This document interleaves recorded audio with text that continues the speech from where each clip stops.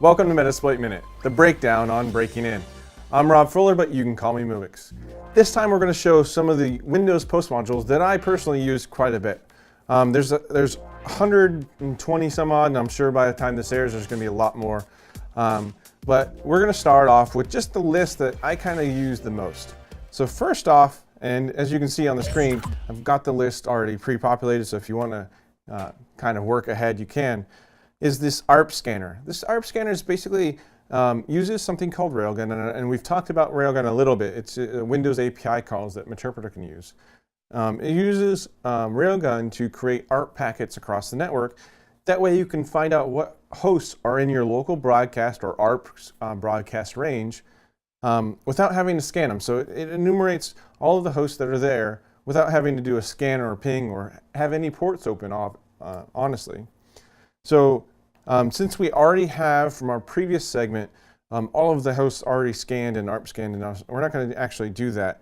We are going to do a cache dump though. So we take it, and it's very easy to use a post module. You just say use, and then we paste in what we're going to do.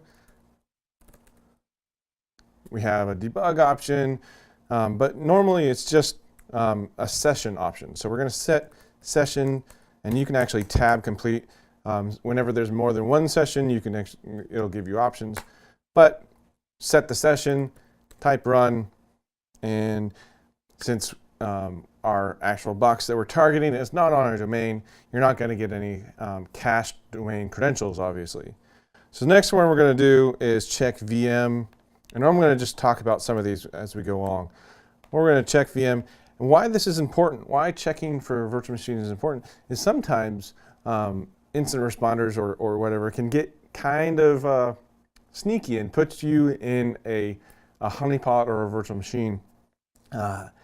Or you can be on a virtual machine or a server that's a virtual machine, and sometimes you'd like to know that that's there, and then you can start targeting the actual host OS. So show options, again, session's the only option. So we're going to just up until we hit session 1, run, and this is definitely a virtual machine because it's running on my Mac right here. So yes, it's a VMware virtual machine, great. The next is GPP. If you haven't heard of GPP, just Google for it. It's Group Policy Preferences, and the great thing about this is in Windows 2008, I'm not 100% sure if it goes back before that or ahead, but in Windows 2008, you had the option to set preferences for the group policy that said this username and password is used for a few things. One, to create a local admin. If you wanted to create one local admin across all of your attached machines, then all you'd have to do is set that username and password inside of the group policy, and it would get pushed out to all of your boxes. And it was a great initial thought on ways to set a local admin. So if you use this, it'll actually pull that out. The reason it can pull that out is because group policy preferences are stored in an AES encrypted, I'm pretty sure it's AES, an AES encrypted format, but the key for that is actually published on MSDN, which is awesome. So you just, inside of the module, you can see the keys in there, and then you can run that. The next one is Tortoise SVN. Most of the admins who use Windows for stuff either use Tortoise for SVN stuff or some kind of Cygwin alternative. And great thing about Tortoise is you can save all of that username and password stuff. And if you use it, you can pull out all of their credentials for any SVN connections that they have. So not only you get the host box, you get any server that they have access to for SVN. And usually those are code repositories of all kinds of fun stuff. The next one we're going to actually use is this WinSCP. So if we use post WinSCP, we're just going to paste it in there, show options. I've already set the session in this. So WinSCP is a Windows secure copy alternative, and if you store passwords, it actually stores it, and in a reversible way. And there you go, you have the password right there. WinSCP does tell you that this is not a recommended option when you click Save Password. So it does give you the option not to be stupid, but we know that sometimes people choose the convenience over security.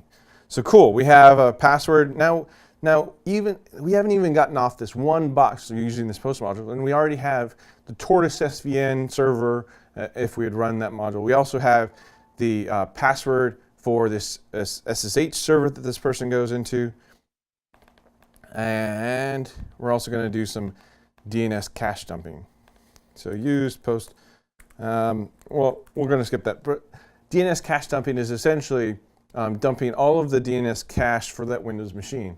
So if someone's gone to, androidhacks.com, for instance, they're going to see androidhacks.com in the Windows DNS cache. And then the great thing about that, and why I usually use it, is not for the external websites, but for the internal ones. This way you can enumerate websites that users inside of a corporate network or inside of a network go to that are internal without you having to kind of do an Nmap scan or do any form of advanced scanning. So we're really focusing on, with all these post modules, gathering as much information as possible about that local network without ever having to get off the box or send other packets out, other than that ARP scan, obviously, and the GPP stuff. So continuing down the list, we have enum applications. Enum applications are great because you can, it enumerates all of the applications that are installed on that Windows machine. Enum Chrome and enum IE and enum Firefox. I just put enum Chrome in there. These all get not only the cookies that are stored in, but for Firefox and Chrome and IE, they also take out all of the passwords that are stored on each one of those. So enum Chrome specifically, it looks at the SQLite database and pulls that out. So whatever user you're actually logged in as, it pulls the passwords, cookies, and all that stuff out. So you get a lot more information about it. Then enum Term Server is a very important one that I think many people underutilize. It tells you where your user, or where that box that you're currently on, has ever RDP'd into. So normally you can assume that RDP access usually means, and some cases it's not, but usually means admin access to a server. So you can find out where your user not only SSH2 using the WinSCP stuff, SVN stuff, you can find out where they're RDPing to. That way you can easily pivot into those other boxes. Enum unattend, this actually is an unattend.xml file that is stored on the Windows box when it's first deployed. When a domain or group has created a deployment image, it uses something called unattend.xml to create that local settings, including sometimes the local admin password or other accounts that are added to that box. And it includes it sometimes in unencrypted format. So you can get free passwords out of that. The next two are some of my favorites. Inject CA and remove CA. Inject CA actually injects a certificate authority, and if you know anything about SSL, that's a really fun thing to have, a certificate authority cert into that box. That means if you're on that box using injection of some sort or a hash of some sort, and you find out there is some kind of restriction so that only signed binaries are allowed to be executed or allowed to run, you can inject a CA, and then all you have to do is sign something with that CA, and now you can run the binary. It's great. Remove CA. This also helps with SSL decryption. So if you want to inject a CA and then change their proxy configurations, a la Pineapple, then you very easily can be man in the middle with SSL, and they won't know the difference. There won't be any pop-up saying this SSL cert doesn't work. Finally, we're going to go into the WLAN profile. Another one I feel is quite underutilized, but we're going to show you how this works. So WLAN profile, it's already set up, takes and runs a command in Windows that gives you, if you are a system or administrator, gives you all of the passwords for any WPA, PSK, or WEP networks that someone's logged into. So Windows 7 and above keeps those passwords in clear text if you ask for it. So the great thing about this is more of a side channel. So let's say that I get onto a box using a fish or some kind of other network connection, and I want back onto the network, but for some reason my session died, or that user's account or system got reimaged because they found my stuff, now I can go to their office or close to their office and log in if they're using WPA, PSK, or whatever. So this is a persistence method that isn't persistent on any box, as long as they don't change the password for their WPA, right? So you always want to have this other method to get in. That is, if you can go to location wherever it is.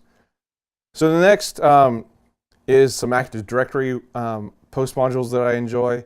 Enum Computers tells you all the computers. Again, very few packets on the wire showing you all the computers that are in the Active Directory. Service principal names. This allows you to find like SQL servers or anything with SPNs that identify themselves, like a deployment server, and then user comments. So many times in so many assessments, as when I was a consultant, you'd find accounts on networks that had comments that said, password is X, and then you'd have the password for that. Like student ones are the most common. So you'd have student account 1, student account 3, student account 4, and then it'd be student account 1 for password or whatever in the stuff, or student 1, 2, 3, 4, and it'd always be in the comments, so it'd be easy to remember. So those are the 3 Active Directory ones that I use quite a bit. And then finally, passing shells. This one is, again, we're going back to a few episodes ago where I talked about 2 is 1, 1 is none. You will not be surprised that I still fall prey to this. Whenever I got on a machine, I'm always amped to continue forward.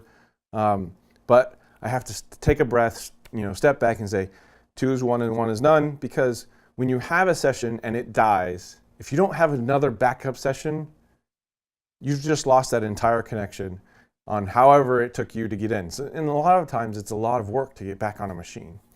So if you have a backup session, you can do that. And the way you can do that is using that specific post module. So show options. And there's a bunch of options in here, and you can set the payload, you can set the options. What it does is creates a new process or injects into current processes, throws the payload in it, and gets you a shell back. So you can do this to yourself, to your handler that we've set up previously, or to someone else. So if I want to send Darren a session from this box, all I would have to do is payload inject to him. If I want to send Paul one, that way we all have sessions and we can all do stuff on them. And if mine dies, I can say, hey, Darren, could you send me a new session? And he can do that for me because mine died. Or we can have multiple sessions of mine. So that's the majority of the Windows post modules that I really enjoy using and I use all the time. Tell me what you think. Hit me up at msf@hak5.org and stay tuned to metasploitminute.com for more shows like these. Thanks again for supporting the show, and if you want to support us even more, you can go to hakshop.com, enter the coupon code Mubix, and get a free Metasploit sticker. Until next time, I'm Mubix, and I'll be hacking till the cows come home. This Metasploit Minute is brought to you by Hak5 and viewers like you. Support us directly at hakshop.com.